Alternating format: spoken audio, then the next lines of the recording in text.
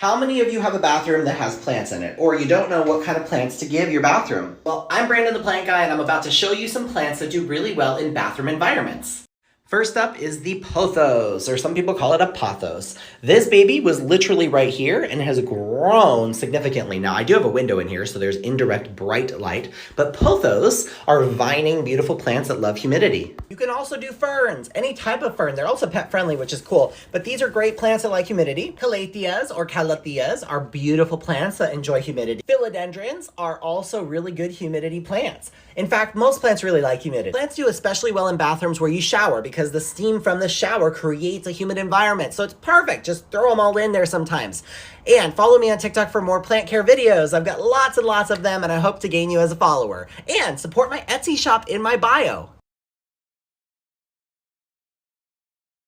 Here's a little tip to avoid root rot with your low light tolerant plants. So when your plants are in low light, they aren't able to process water as quickly. That's because photosynthesis really drives every process of the plant. Well, sunlight drives every process of the plant. So that means its ability to take up moisture through the roots, travel up through the stems or the branches, and finally be expelled throughout the leaves. So when we're in low light, that slows down that process. So if we have the plant in really moisture retentive soil, like this pothos can be in very moisture retentive soil, that would increase the chances of your plant's roots rotting. My suggestion, if you know your plant is going to be in low light, add more drainage. Perlite, pumice stone, orchid bark, cactus soil, any of those amendments are going to help the plant dry out faster naturally when you're not able to rely solely on light to dry out your plant.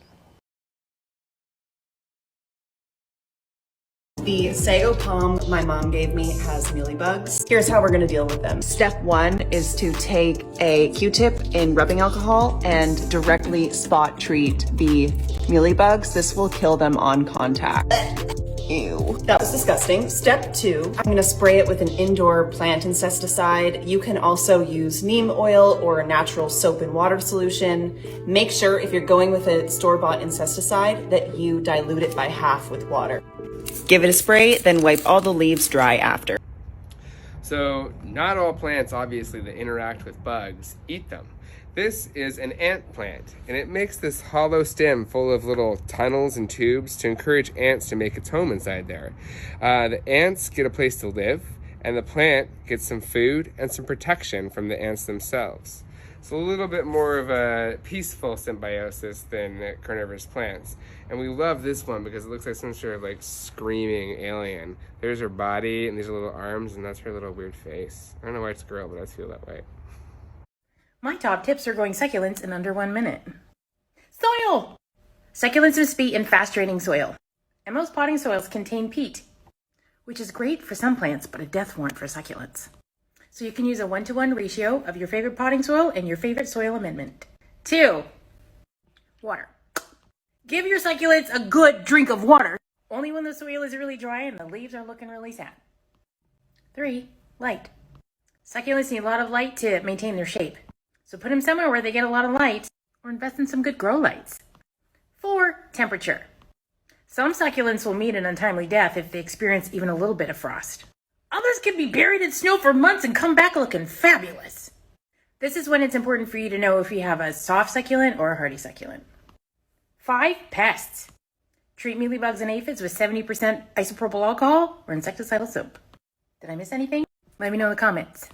Stay sucky, friend. This is another Plant Parent Basic on fertilizer. Overall, it's a good idea to fertilize your houseplants spring through summer. So if you have never done it before, it's a good time to start now. Like a lot of advice about fertilizing your houseplants is like super vague or way too in-depth. So I'm here to tell you exactly what I do and make it really easy on you. This is not an ad.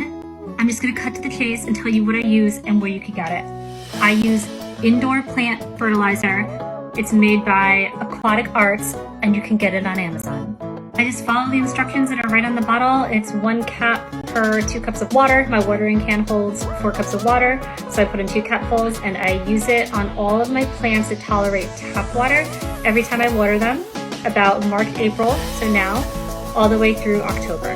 For my calatheas or anything I give distilled water to, I half that and I only use it once a month. If you can't find this one, don't stress out. I feel like a lot of sites make this like really hard. You can get different fertilizers depending if you want to help the plant flower, produce fruit, or whatever. It's a houseplant. Get a houseplant fertilizer. Follow the instructions in the bottle.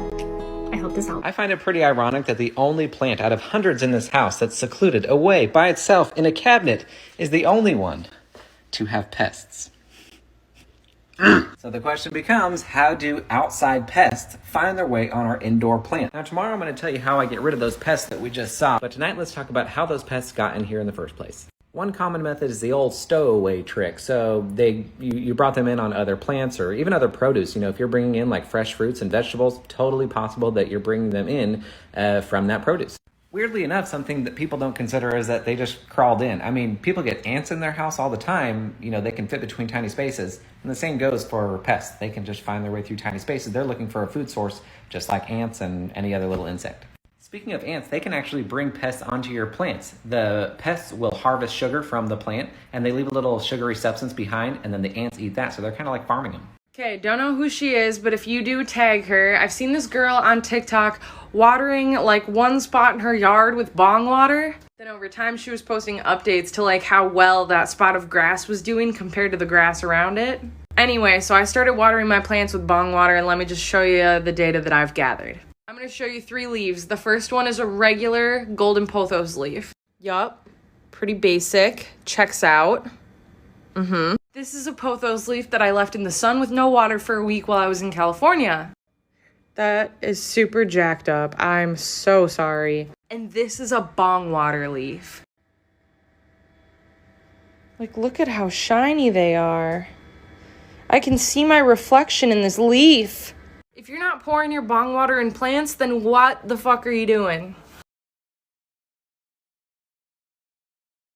Hi guys, repotting cuttings is a chore that I am not fond of, so I want to show you how to make it easy, especially with strings of things. Instead of putting them directly into their forever homes and dealing with some losses or putting them in moss or water and then having to transplant them out individually, I just use food containers that have roughly the same circumference as the pot that I'm going to put the props in. Either cut or burn holes into the bottom and then place sheetrock tape over the holes so the soil doesn't fall out. Once I add soil and place the cuttings, if they need to be anchored down to the soil more, I just use these garbage twist ties cut into fourths. Afterwards, I just water it in, put the top on and create a humidity dome and place it in a sunny spot. And the great thing about this is since you don't have to touch the roots and manipulate the plant after it's rooted, you can leave this in here almost indefinitely when you're too lazy to repot it. And when you finally do get around to repotting, you literally just flip it over and place it right in the dirt on the 6-inch pot. It fits perfectly. Water that bad boy in and you are done. And now that they're in their forever home, we get to wait impatiently for them to grow long and luxurious.